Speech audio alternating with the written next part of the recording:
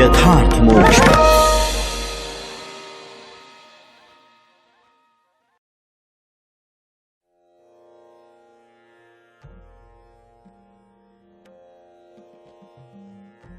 भगवान श्री कृष्ण ने कहा, विदर्भ नंदिनी, तुम मुझसे बुरा मत मानना, मुझसे रूठना नहीं।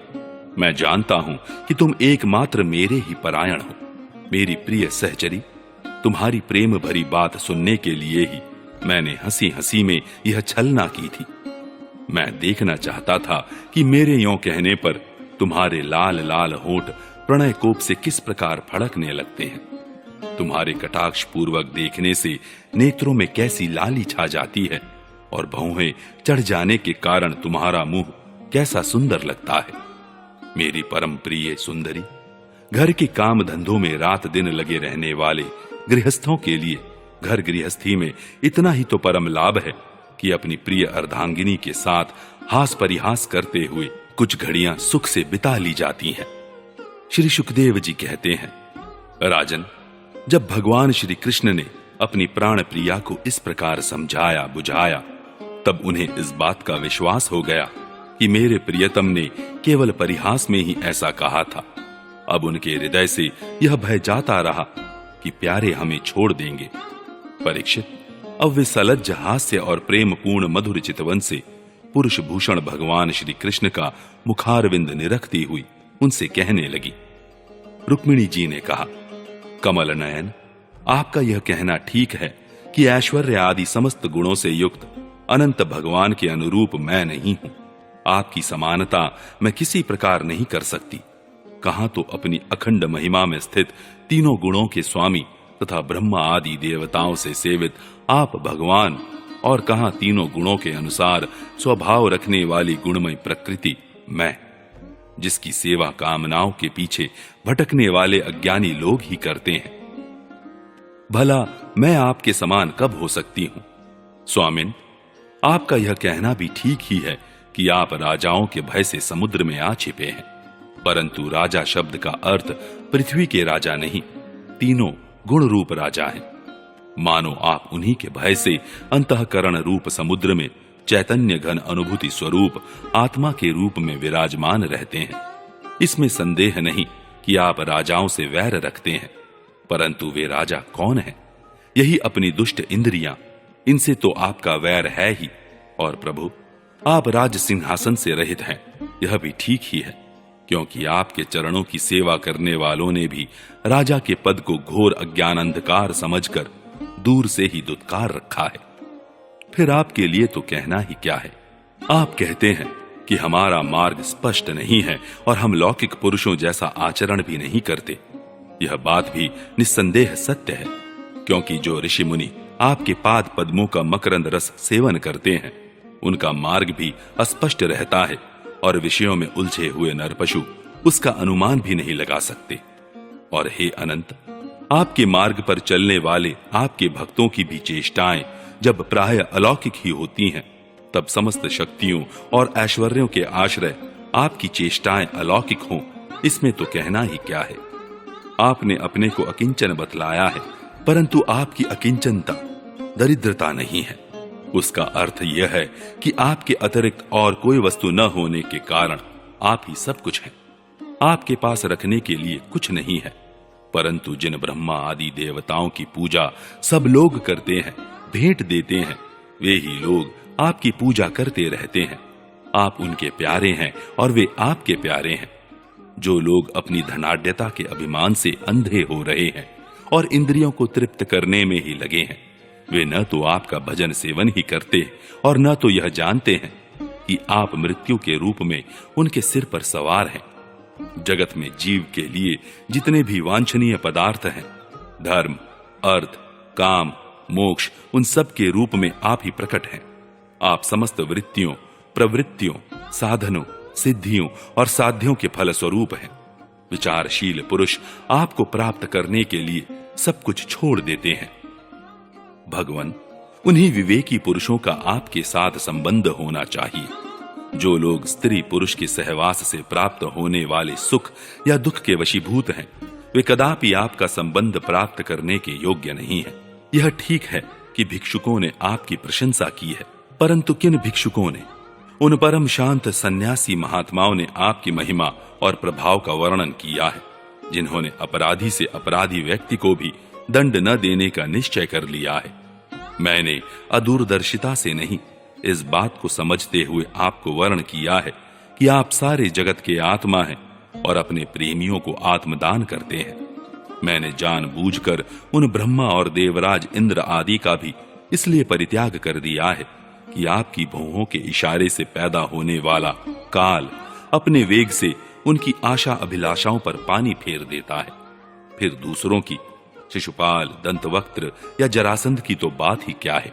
सर्वेश्वर आर्यपुत्र, आपकी यह बात किसी प्रकार युक्ति संगत नहीं मालूम होती कि आप राजाओं से भयभीत होकर समुद्र में आ बसे हैं, क्योंकि आपने केवल अपने शारंग धनुष के टंकार से मेरे विवाह के समय आए हुए समस्त राजाओं को भगाकर अपने चरणों में समर्पित मुझ दासी को उसी प्रकार हरण कर लिया, जैसे सिंह अपनी कर्कश ध्वनि से वन पशुओं को भगाकर अपना भाग ले आए।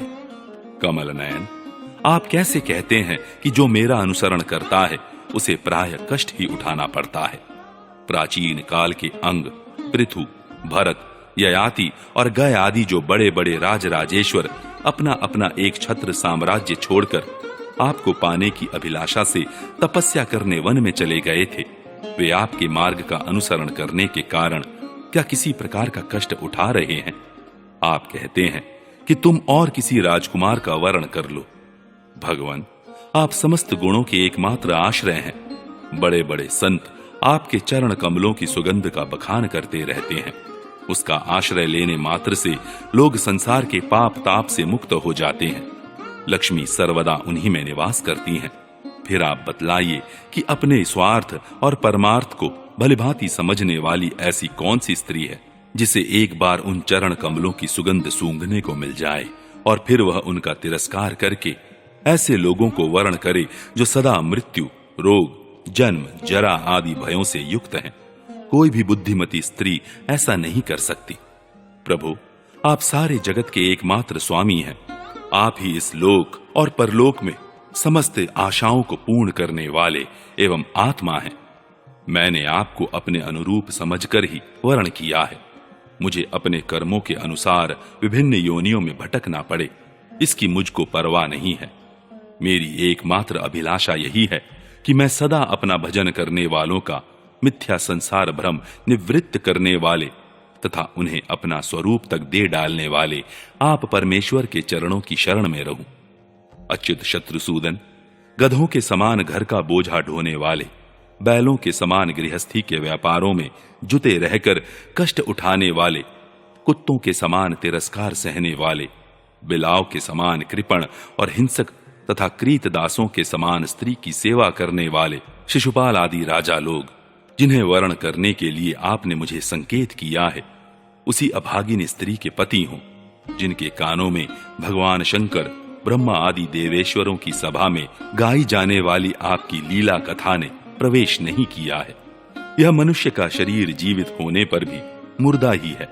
ऊपर से चमड़ी, दाढ़ी, मूछें, रोएं, नख और केशों से ढका हुआ है, परंतु इसके भीतर मांस, हड्डी, खून, कीड़े, मलमूत्र, कफ, पित्त और वायु भरे पड़े हैं। इसे वही मूढ़ स्त्री अपना प्रियतम पति समझकर सेवन करती है, जिसे कभी आपके चरणार विंद के मकरंद की सुगंध सूंघने को नहीं मिली है। कमल नयन, आप आत्मा राम हैं, मैं सुंदरी अथवा गुणवती हूं, इन बातों पर आपकी दृष्टि नहीं जाती, अतः आपका उदासीन रहना स्वाभाविक है। फिर भी आपके चरण कमलों में मेरा सुदृढ़ अनुराग हो, यही मेरी अभिलाषा है। जब आप इस संसार की अभिवृद्धि के लिए उत्कट रजोगुण स्वीकार करके मेरी ओर देखते हैं, तब वह भी आपका परम अनुग्रह ही है। मधुसूदन, आपने कहा कि किसी अनुरूप वर को वर्ण कर लो। मैं आपकी इस बात को भी झूठ नहीं मानती, क्योंकि कभी कभी एक पुरुष के द्वारा जीती जाने पर भी काशी नरेश की कन्या अंबा के समान किसी किसी को दूसरे पुरुष में भी प्रीति रहती है। उल्टा स्त्री का मन तो विवाह हो जाने पर भी नए नए पुरुषों की ओर खिंचता रहता है।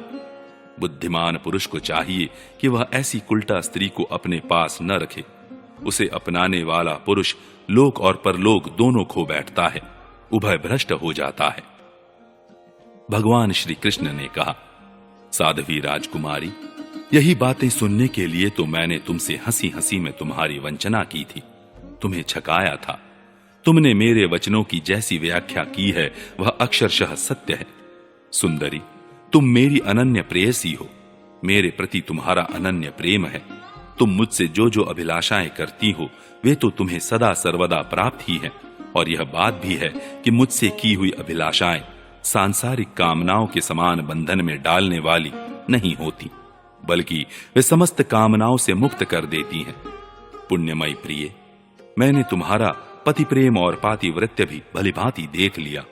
मैंने उल्टी सीधी बात कह कहकर तुम्हें विचलित करना चाहा था, परंतु तुम्हारी बुद्धि मुझसे तनिक भी इधर उधर न हुई। प्रिय, मैं मोक्ष का स्वामी हूं, लोगों को संसार सागर से पार करता हूं।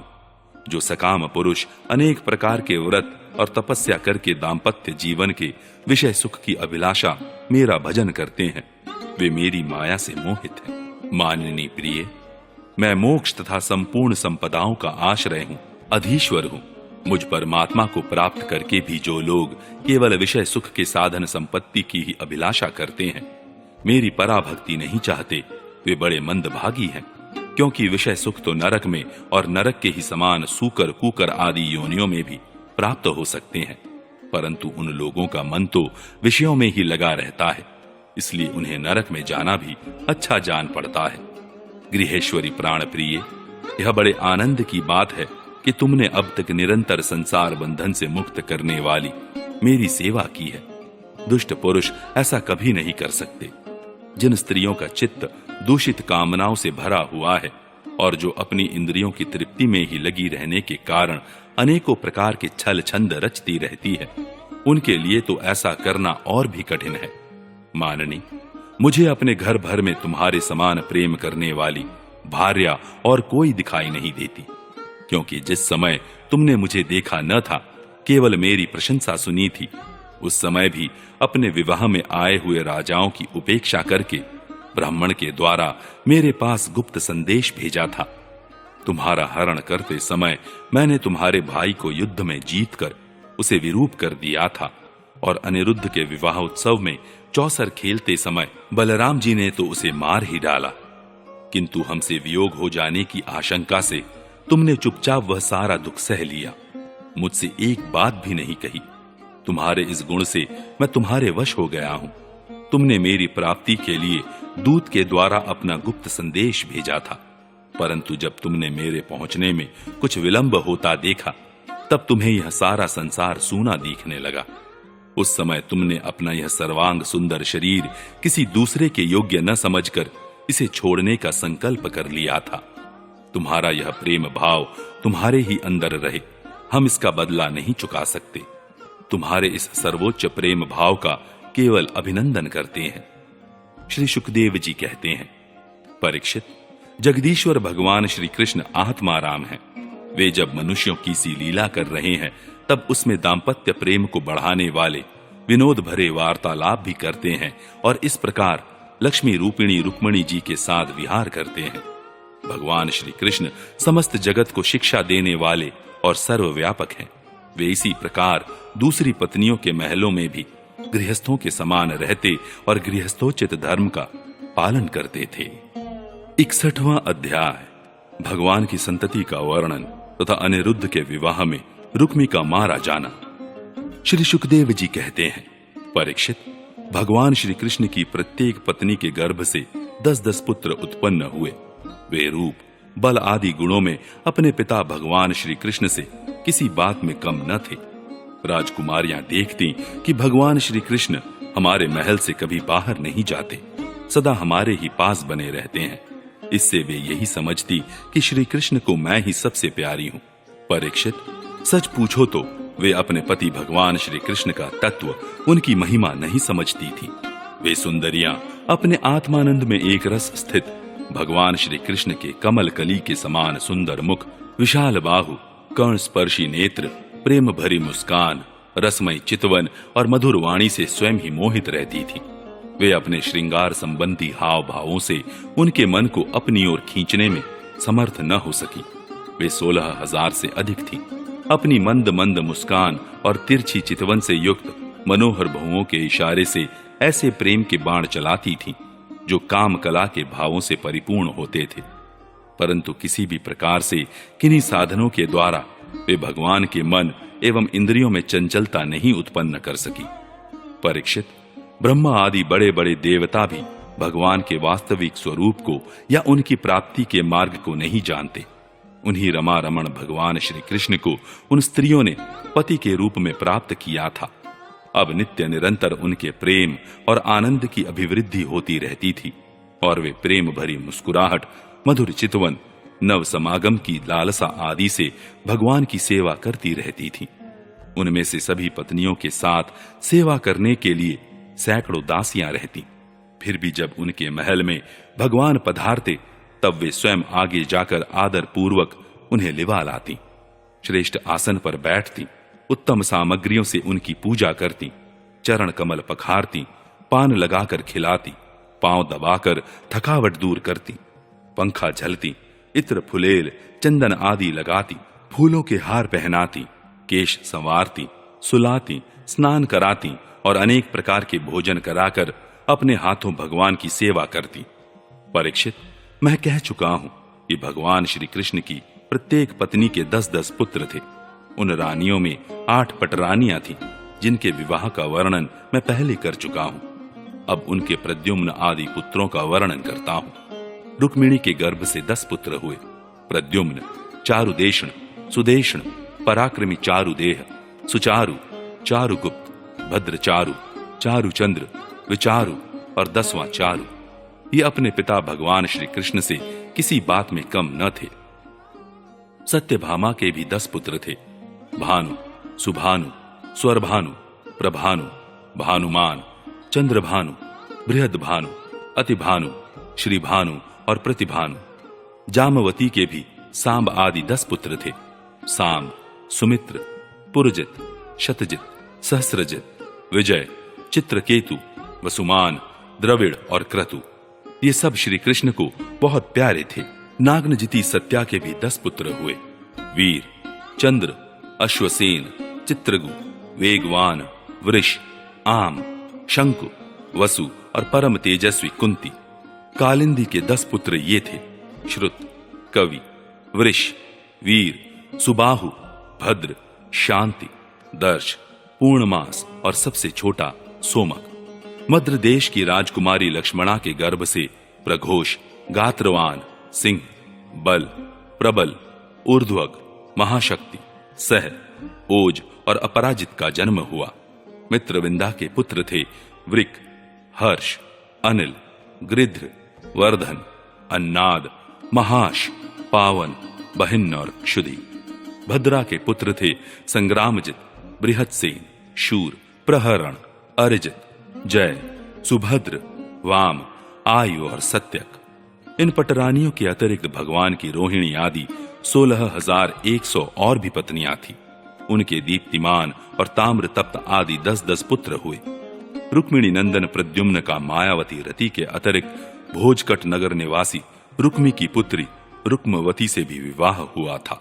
उसी के गर्भ से परम बलशाली अनिरुद्ध का जन्म हुआ।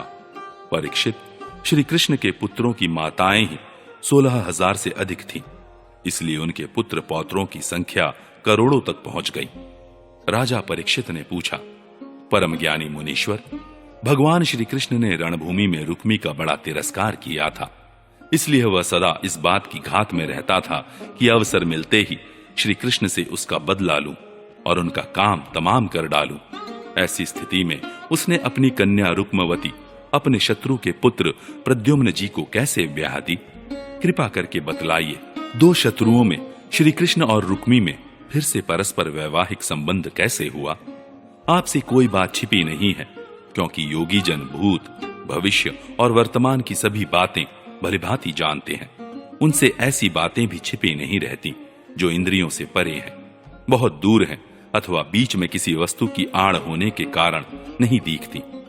श्री सुखदेव जी कहते हैं, परीक्षित, प्रद्युम्न जी मूर्तिमान कामदेव थे। उनके सौंदर्य और गुणों पर रीझ कर रुक्मवती ने स्वयंवर में उन्हीं को वरमाला पहना दी। प्रद्युम्न जी ने युद्ध में अकेले ही वहां इकट्ठे हुए नरपतियों को जीत लिया और रुक्मवती को हर लाए। यद्यपि भगवान श्री कृष्ण से अपमानित होने के कारण रुक्मी के हृदय की क्रोधाग्नि शांत नहीं हुई थी, वह अब भी उनसे वैर गांठे हुए था। फिर भी अपनी बहन रुक्मिणी को प्रसन्न करने के लिए उसने अपने भांजे प्रद्युम्न को अपनी बेटी ब्याह दी। परीक्षित, 10 पुत्रों के अतिरिक्त रुक्मिणी जी के एक परम सुंदरी बड़े बड़े नेत्रों वाली कन्या थी। उसका नाम था चारुमती। कृतवर्मा के पुत्र बलि ने उसके साथ विवाह किया। परीक्षित, रुक्मी का भगवान श्री कृष्ण के साथ पुराना वैर था। फिर भी अपनी बहन रुक्मिणी को प्रसन्न करने के लिए उसने अपनी पौत्री रोचना का विवाह रुक्मिणी के पौत्र अपने नाती अनिरुद्ध के साथ कर दिया। यद्यपि रुक्मी को इस बात का पता था कि इस प्रकार का विवाह संबंध धर्म के अनुकूल नहीं है, फिर भी स्नेह बंधन में बंधकर उसने ऐसा कर दिया। परीक्षित, अनिरुद्ध के विवाह उत्सव में सम्मिलित होने के लिए भगवान श्री कृष्ण, बलराम जी, रुक्मिणी जी, प्रद्युम्न, सांब आदि द्वारकावासी भोजकट नगर में पधारे। जब विवाह उत्सव निर्विघ्न समाप्त हो गया, तब कलिंग नरेश आदि घमंडी नरपतियों ने रुक्मी से कहा कि तुम बलराम जी को पासों के खेल में जीत लो। राजन, बलराम जी को पासे डालने तो आते नहीं, परंतु उन्हें खेलने का बहुत बड़ा व्यसन है। उन लोगों के बहकाने से रुक्मी ने बलराम जी को बुलवाया और वह उनके साथ चौसर खेलने लगा। बलराम जी ने पहले 100, फिर 1000 और इसके बाद 10,000 मोहरों का दांव लगाया। उन्हें रुक्मी ने जीत लिया। रुक्मी की जीत होने पर कलिंग नरेश दांत दिखा दिखाकर ठहाका मारकर बलराम जी की हंसी उड़ाने लगा। बलराम जी से वह हंसी सहन न हुई, वे कुछ चिढ़ गए। इसके बाद रुक्मी ने 1,00,000 मोहरों का दांव लगाया। उसे बलराम जी ने जीत लिया, परंतु रुक्मी धूर्तता से यह कहने लगा कि मैंने जीता है। इस पर श्रीमान बलराम जी क्रोध से तिलमिला उठे। उनके हृदय में इतना क्षोभ हुआ मानो पूर्णिमा के दिन समुद्र में ज्वार आ गया हो। उनके नेत्र एक तो स्वभाव से ही लाल लाल थे, दूसरे अत्यंत क्रोध के मारे वे और भी दहक उठे। अब उन्होंने 10 करोड़ मोहरों का दांव रखा। इस बार भी द्यूत नियम के अनुसार बलराम जी की ही जीत हुई, परंतु रुक्मी ने छल करके कहा, मेरी जीत है। इस विषय के विशेषज्ञ कलिंग नरेश आदि सभासद इसका निर्णय कर दे। उस समय आकाशवाणी ने कहा, यदि धर्म पूर्वक कहा जाए तो बलराम जी ने ही यह दांव जीता है। रुक्मी का यह कहना सरासर झूठ है कि उसने जीता है। एक तो रुक्मी के सिर पर मौत सवार थी और दूसरे उसके साथी दुष्ट राजाओं ने भी उसे उभाड़ रखा था। इससे उसने आकाशवाणी पर कोई ध्यान न दिया और बलराम जी की हंसी उड़ाते हुए कहा, बलराम जी, आखिर आप लोग वन वन भटकने वाले ग्वाले ही तो ठहरे। आप पासा खेलना क्या जाने। पासों और बाणों से तो केवल राजा लोग ही खेला करते हैं, आप जैसे नहीं।